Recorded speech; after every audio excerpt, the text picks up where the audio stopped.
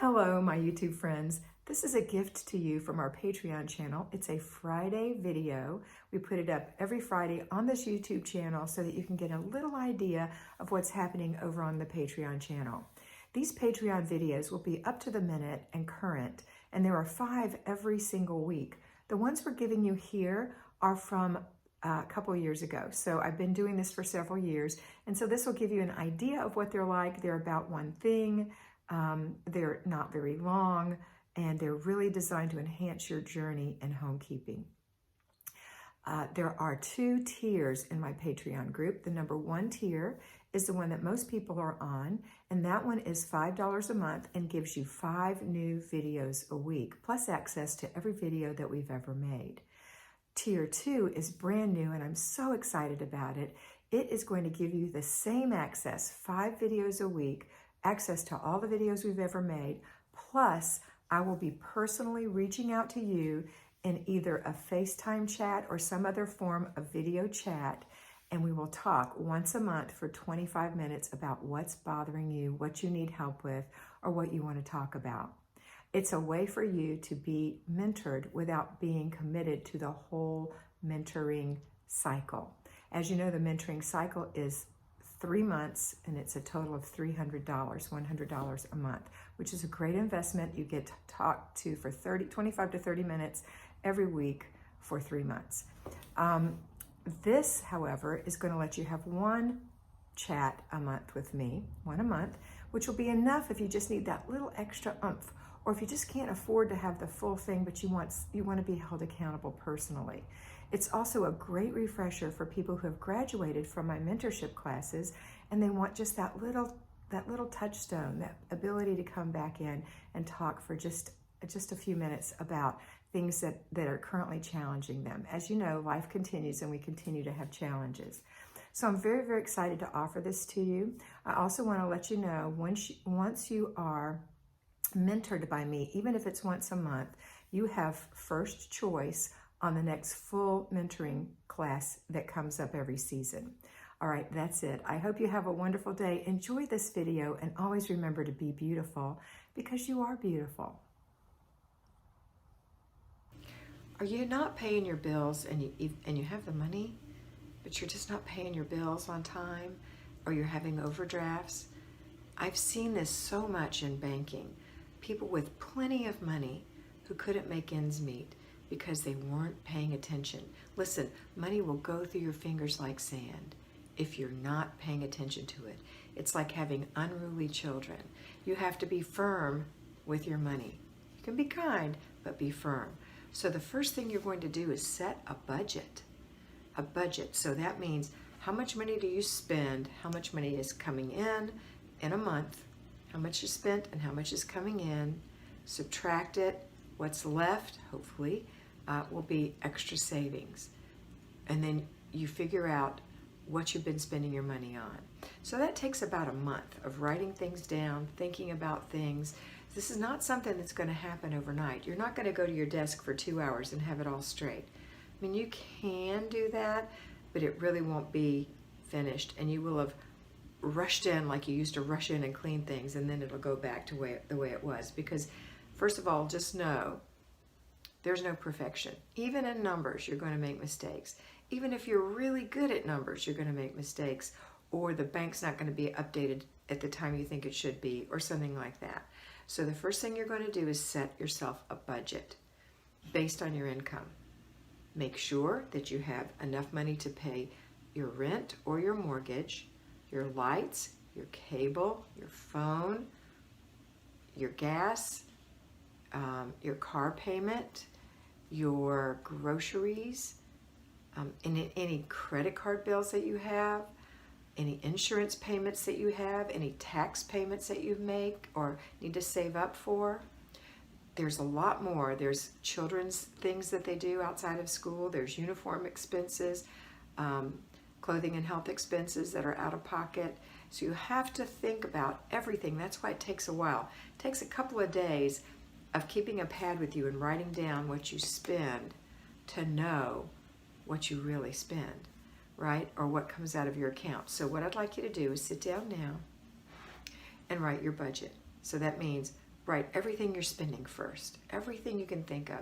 And I know that some will be different every month, but you can get a pretty good idea. Always err on the high side. All right, and then anything you pay quarterly, anything you pay semi-annually, anything you pay annually, anything you pay weekly. I'm going to put those in separate columns eventually. But right now, I just want you to keep a chart, a piece of notebook paper, and just write it down. Keep it in your purse so that when you're sitting at a red light and something pops in your head, you can write it down. And then after a couple of days, I want you to look at it and then separate it out. Okay, these are weekly, these are monthly, this is semi-annually, this is quarterly, this is annually. And then you're going to do the math, and this is not hard math, and this is one reason why people don't pay bills, because it's overwhelming to them, and they think they're not good at math, or they haven't done it in so long. They're just coming from a center of uneasiness and off balance. So we're trying to get you on solid ground here. This isn't a scary thing to do. This is a good thing to do. You're being firm with yourself, but kind. Because look, everybody screws up. It's okay. Come on, we can do this. So what you're going to do now is do simple math.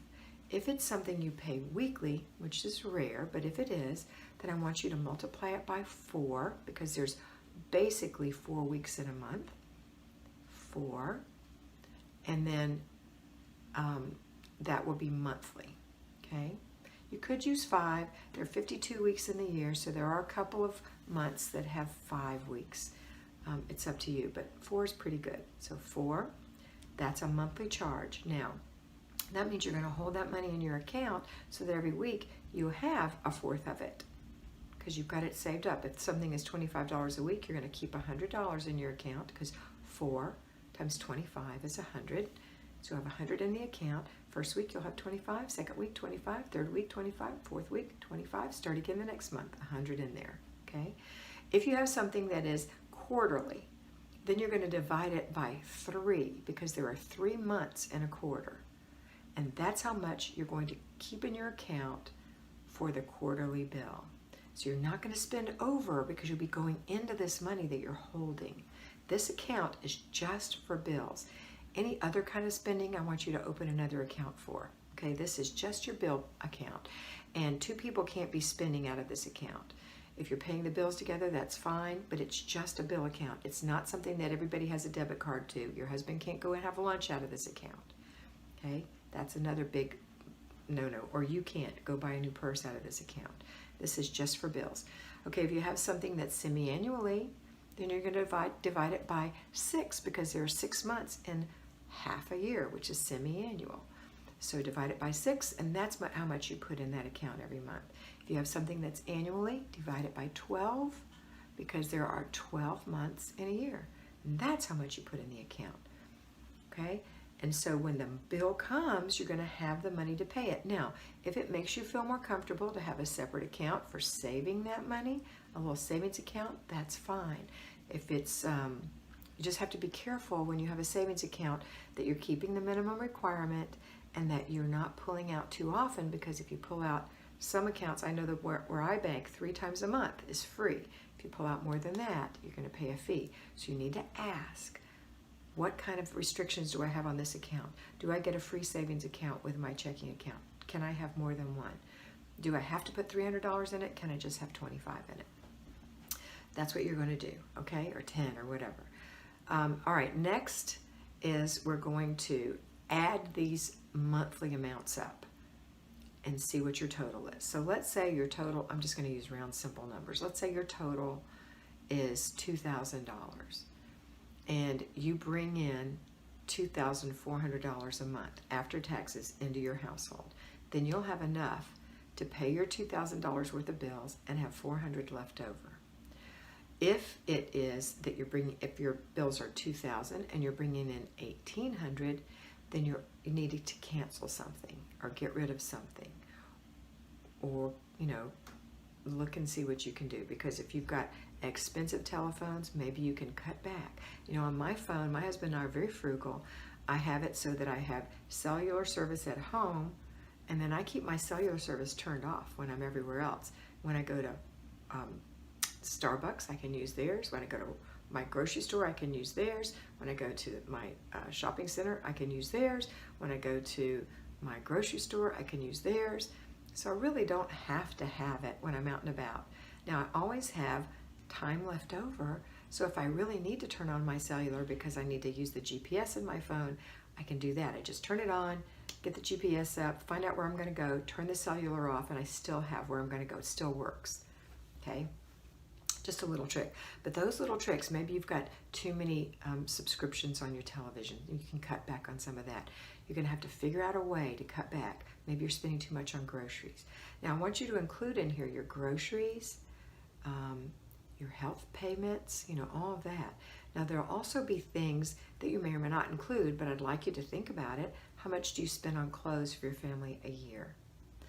Maybe you're not spending anything. Maybe you need to have that, because then you go one day and say, I never buy anything, and you spend $300, when really you may have a $300 budget for yourself, but it's over a 12-month period, and slowly you replace things as they wear out. So you have to be smart and think about that.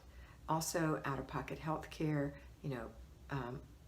co-pays, deductibles, going to have some extra money for that. You also want to set up a savings account for emergencies and put money in it every month, because emergencies just happen. That's life. I know this sounds difficult, but it's super easy. So I want you to set up your budget. It just takes time. We're going to do a little bit a day. You're not getting any better, right? You're still messing up. Do the best you can while you're making your budget. Then I want you to look and see who is getting auto-debited from your account. And may I make a recommendation? I would suggest that the auto-debit comes from you. In other words, you pay directly from your checking account to them automatically every month, instead of giving somebody your account number and letting them have the key to your account basically to take every month. Because as a banker, I've seen more than once mortgages coming out twice a month in 1 month, and it takes a long time to get your money back, and that can wipe you out. I've seen everything except health care come out more than once in a month. I used to work in a call center for the bank, and it's just not my bank, it's all banks, and it's hard to get your money back. On a mortgage, it's really hard. So you want to set it up so that it's auto-paid from you if you want to do that. Some insurance, like car insurance and things, I've never seen that double draft, and they'll give you a discount to let them take it out. And that's your call. But I really would prefer not to give somebody my account number and let them have access to my money. All right, so you want to have a list of what's coming out when every month, and then you want the list to have on the second column what bills you pay every when. You have that listed and about how much they're going to be, so that you know every Wednesday when you pay bills what needs to be paid next. Even if you didn't get the bill in the mail, you need to know that it still has to be paid. If it got lost in the mail, the people who sent it, that's not their concern. They are not concerned with the post office not getting a mail to you. They're concerned that your bill comes in. So you can call them and say, hey, my such and though is due on the 12th and I haven't gotten a bill yet. How much do I owe? Where do I send it? I'm going to put the account number on the check. Is that all right? Or I'm going to send it automatically, or can you send me a new bill, or can you send me an email of the bill? Let them know you didn't get the bill, but you want to pay it on time. Don't wait too long, okay? It's your responsibility to pay your bills, not your bill payer, not the people you owe, the people you're in debt to. It's not they want you to pay it, they expect you to pay it, and you've made a commitment to pay it, so let's get it paid. Then you're going to feel better. Even if you have to cut your groceries down, you're going to feel better because everything's getting paid on time. And then you can start thinking about reducing your debt and getting yourself to a place where you are debt-free and your home is paid for and your car is paid for. Everything's paid for except the regular things that have to be paid every month. Being a frugal person gives you that. I'll tell you, paying your bill is being firm with yourself. Being frugal is being kind to yourself, because it gives you a new strength. So if you're not paying your bills on time, please start now taking these little steps. There are loads of people who have information on how to do this. Probably your bank's website, when you log into your bank, has a budget plan in there, and they'll give you some ideas. But this is the real basic thing, and you want to pay them. If you'll do what I tell you and pay your bills every week, the ones that are due next, or twice a month, but look at everything every week and make sure everything's turning out okay. Everything's coming out the way it's supposed to. You're sticking with your budget. You're spending $1 less on your groceries, maybe $1 less on your clothes. Just $1 less gives you that control and freedom to know that you can do this. Okay, that's all for today. I want you to pay your bills. I promised someone that I would make this video for them, so I hope this helped you. Have a wonderful day, and always remember to be beautiful because you are beautiful.